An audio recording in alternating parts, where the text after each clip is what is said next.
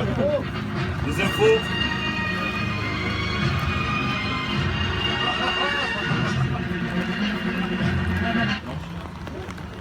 Allez mon vieux JPP. QPD. Bonjour messieurs, dames, et comme vous pouvez le voir, nous sommes en direct d'un petit coin du Périgord, la Dordogne, département bien rural, comme on l'entend. Je suis Jean-Pierre Parnouille et je suis avec vous pour le 13h de TF1, enfin le 11h35 de TF1 en direct de la grève cheminote à Périgueux. Je suis très heureux de vous retrouver pour cette édition du 26 avril 2024. Nous vous remercions d'être venus si nombreux inaugurer le premier et certainement pas le dernier guichet de vente nouvelle génération de la Dordogne. Avec nous, monsieur Grattaz, bonjour. Oh, enculé! Salut les feignasses. Donc monsieur Grattaz, qui en plus d'être mon ami, est donc devenu, et il le mérite amplement, le nouveau geôlier de ce qui s'appelait il y a quelques années encore la SNCF, devenue aujourd'hui la TSLT, tout sauf le train. Oui, alors merci mon JPP de cette présentation. Donc c'est cela, oui. Je tiens à préciser donc que la TSLT donc est l'un des piliers de notre célèbre consortium mondial, la TPMG Compagnie. Veuillez comprendre, tout pour ma gueule compagnie. Excusez-moi, mais je voulais juste rectifier un petit peu ta présentation, puisque donc voilà, nos nouveaux collaborateurs sont ici pour sur un nouveau guichet nouvelle génération, qui ne sont plus des guichets de vente, mais qui sont des guichets de vente, puisque aujourd'hui, et ça rien n'aurait été possible sans la réforme du ferroviaire, puisqu'aujourd'hui ces agents de vente sont des agents mi-voix, mi-vente, ce qui permet déjà, quand ils sont au lieu de se branler les couilles au bureau, dès qu'ils ont 5 minutes, ils vont resserrer quelques boulons là-bas dans les bois. Et nous avons ici, là, juste à côté aussi, donc un roulayeur, mi-roulant, mi-balayeur, qui lui aussi, quand il a arrêté de conduire son rouleau, voilà, au lieu aussi de rentrer chez lui à des heures pas possibles, et avec les salaires qui se font, les gosses, je pense qu'ils peuvent bosser largement dans la journée. Donc ça c'est voilà, la magie du ferroviaire, de la réforme du ferroviaire que je tenais à préciser. Et vous inquiétez pas, on a encore plein d'idées pour vous en mettre plein le... Voilà. D'ailleurs c'est marrant parce que c'est comme moi je suis un mentaliste. Un mentaliste, mais qu'est-ce que non, ça n'a rien à voir, moi JPP. Mais si, je suis moitié menteur, moitié journaliste. Ah mais quel bouton de presse ce JPP. Bon, revenons sérieux. Alors tout d'abord, mon cher Pierrot, oui, je vous l'avais dit, on est potes. Bon. Mon cher Pierrot, donc, peux-tu nous faire un bilan, 10 ans après la mise en place de la réforme du ferroviaire, que tu as su, grâce à ta pédagogie légendaire, faire appliquer chez les nantis de cheminots, et comment finalement tu as réussi à enfin nous débarrasser du plus grand fléau du siècle dernier, les cheminots.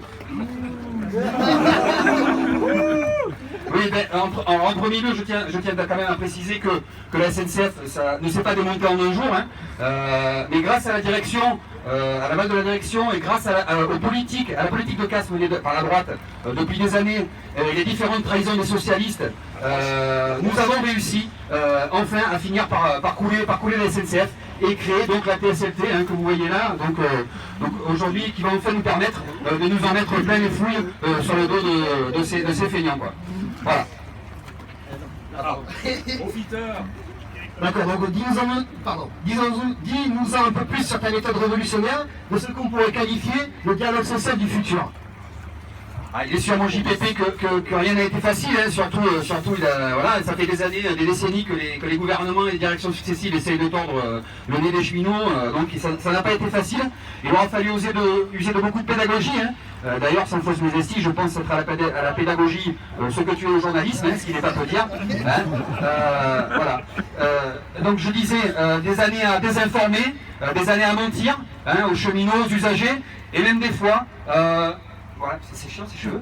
Pousser le dialogue jusqu'au coup de matraque, parce qu'il faut bien en arriver à un moment donné à convaincre les derniers qui n'ont toujours pas compris, parce que c'est quand on explique bien les choses, après tout va beaucoup mieux. Mais voilà, et au final, quand les gens ont compris à un moment donné que le capitalisme exige des sacrifices de notre part et surtout de la leur, afin de sauver les dividendes des actionnaires, et bien voilà, en toute bonne intelligence, on arrive à faire des choses de concrètes pour le capital et pour s'en foutre plein les fouilles.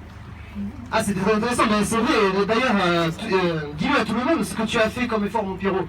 Parce que parce qu'on parle toujours des efforts des pauvres. Mais oui, mesdames, messieurs, sachez que nous aussi, les riches, on fait des efforts. Pardon, eux aussi, les riches. Bon, allez, je suis bien payé. Vas-y, dis-moi là. J'ai pépé quand même. Dis-là, moi, ça me fait plaisir, ça me fait chialer. Ah.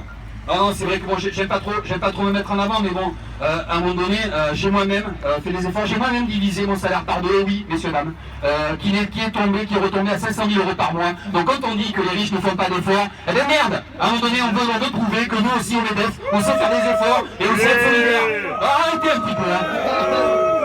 Oui, tout à fait, c'est vrai que c'est des grands efforts faits par le capital. Quand même. Pour sauvegarder l'emploi esclavagisme des salariés. Bon, très bien, tant qu'on est là à dire des vérités, mais afin de rentrer un petit peu plus dans les détails, parlons un peu plus des conditions d'exploitation de tes collaborateurs. Comme on peut en voir quelques spécimens derrière nous, en montrant du doigt le guichet qui est là, un petit peu quand même. En clair, que sont devenus ceux qu'en tant que journaliste intègre, j'ai personnellement toujours dénoncé. C'est vraiment JPP. Donc, que leur reste-t-il de leurs 60 jours de congé, de leurs 2500 balles par mois? Oui, à l'embauche. Est-ce que les journalistes sont toujours payés? A-t-il réussi à mettre au boulot toutes ces feignasses? Il y en a marre. Alors c'est vrai qu'en ce qui concerne maintenant les conditions d'exploitation, hein, effectivement il y a eu du changement, ça leur a fait drôle. Hein, et dans la droite lignée de ce qu'a réussi à faire Myriam en son temps. Hein, c'est qui Myriam? Myriam et le connerie, voyons mon JPP quand même. Sainte Myriam. Allez, Sainte Myriam, priez pour nous. Voilà donc cette Myriam, elle aussi avec beaucoup de pédagogie hein, à l'époque, hein, c'est moi qui lui avais tout appris, hein, grâce à ses oreilles, su écouter, surtout la droite, a su être attentive à un moment donné au peuple, à l'écoute du peuple et rédiger un nouveau code du travail moderne et simplifié. Je me permets d'ailleurs de vous en montrer un exemplaire en avant-première qu'elle m'a remis pas plus tard que tout à l'heure, parce que je sors de son bureau, donc pour l'occasion, ce code du travail a été rebaptisé. Hein. Donc voilà, le nouveau code du travail, parce que on vous met bien profond. Donc vous pouvez voir hein, qu'il a été beaucoup simplifié, au moins voilà, ça permet aux petites gens, à ceux qui n'ont pas trop d'instructions, aussi de le comprendre. Donc on l'a mis à la portée de tous hein, pour que ce soit accessible. Donc s'il y en a qui veulent des exemplaires, il en reste. Et donc avec le seul et unique article, hein, voilà, premier et unique article. Donc c'est pareil, hein, pour mémoriser, hein, voilà, largement négocié, c'est des heures et des heures de débat. Donc le premier et unique article qui s'appelle le BFTG, hein, bosse et ferme ta gueule. Donc voilà, s'il y en a qui souhaitent avoir des exemplaires, il n'y a pas de souci, c'est à disposition. Bien, mon cher Pierrot, je te remercie pour ce scoop de notre chaîne de désinformation, hein. Ouais. Celle-là, hein, téléphone, ouais. Tout ça. Et peut-être que tu peux... Non, pardon. Excusez-moi, une petite erreur de dictaphone. Donc effectivement, c'est quand même autre chose. Et quand on pense avec le recul à tout ce foin qu'il y a eu à l'époque, hein, alors que c'est pour eux qu'on a fait tout ça, et c'est quand même dingue, c'est incroyable que les salariés envoient encore à toi, mon Pierrot. Ah oui, non, mais ça c'est une honte, je veux dire, on ne mesure pas les efforts qu'on fait à un moment donné. C'est vrai que fort de ce nouveau code du travail, donc du coup, la TSLT a su revenir, et il était temps, hein, aux fondamentaux d'avant 27 avril 1848. Alors pour ceux qui ne savent pas, vous chercherez Wikipédia, hein. D'ailleurs, je ne savais pas non plus, hein. Une date bien sombre dans l'histoire du syndicalisme, du capitalisme, hein. Pardon, on l'a pris, hein. À l'époque, voilà, à l'époque de grand-papa, quand les aïeux, c'était une belle époque quand même, à un moment donné, chacun avait sa place, ouais. Hein, on savait où tout le monde habitait, comme ça au moins il n'y avait pas d'entourloupe, quoi. Quelle belle époque, moi j'ai pu faire ça me fait chialer.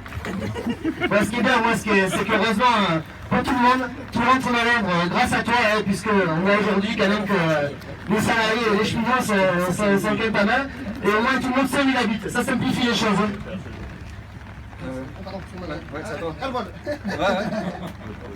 Donc, quelle idée révolutionnaire, t'es un génie, mon Pierrot. Ouais. On a oublié les salaires, on parlait des salaires. Alors je vais parler des salaires, puisque tu n'as pas voulu aborder le sujet. Hein. Donc là aussi, hein, on a fait place nette à les salaires, hein, on l'a dit tout à l'heure, les grasses payes que les cheminots avaient pu se faire à l'époque. Hein. Donc l'archaïsme des payes, on a changé et le changement est énorme. Hein. Et la charge qu'il faisait peser à un moment donné sur les dividendes des actionnaires, c'était intolérable pour nous. Hein. Donc on a créé un nouveau système révolutionnaire, hein, qui s'appelle le salaire universel satisfaisant la caste des rentiers européens, plus connu sous le nom de sucre. Et en clair, donc je vais vous le démontrer donc, tout de suite, hein, voilà, donc un petit peu comment ça fonctionne. Hein. Donc, alors, attendez, il faut quand même ma feuille, je me souviens plus. Donc en fait, pour simplifier les choses, hein, en clair, t'es malade, t'as 0, t'es en congé, t'as 0, tu veux partir à la retraite, t'as 0, et les jours où on n'a pas besoin de toi, t'as 0. Donc comme ça, c'est beaucoup plus clair, c'est un peu comme le code du travail.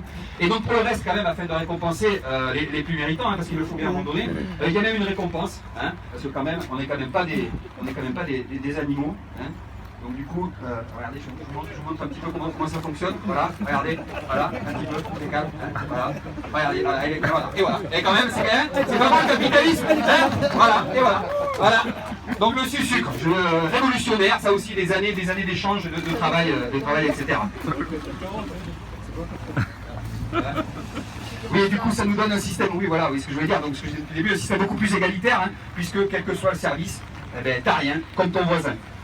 Pour en finir sur le sujet, ce fonctionnement donc, donne d'excellents résultats en termes de soumission totale, hein, et je dois avouer que c'est un réel plaisir d'exploiter dans de telles conditions. Voilà. Et comme je te comprends, et aujourd'hui au niveau des charges de travail de la TSLT, comment ça se passe? Eh bien, je dirais que là aussi, nous sommes sur la bonne voie, hein, plutôt sur la bonne route.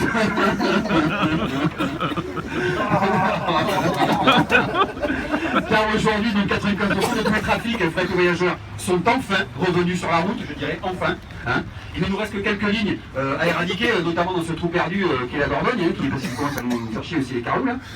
Mais bon, je pense qu'avec un minimum de mauvaise volonté, du manque pas d'entretien, pas de matériel et pas de moyens humains, je pense que la situation devrait très vite rentrer dans l'ordre et notre objectif du zéro ferroviaire en 2034 devrait être largement acté, voilà, et réalisé.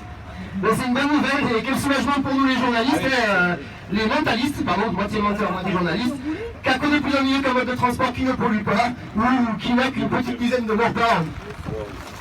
Oui. Nous sommes assez fiers, hein, c'est vrai que voilà, de ce que nous avons accompli, mais le mérite ne nous est pas réservé. Hein. En effet, sans la résignation des gens, sans la démission totale des politiques face à l'argent, hein, jamais nous n'y serions arrivés seuls. Alors à tout cela, je voudrais dire un grand merci. Ouais, c'est ça, ouais.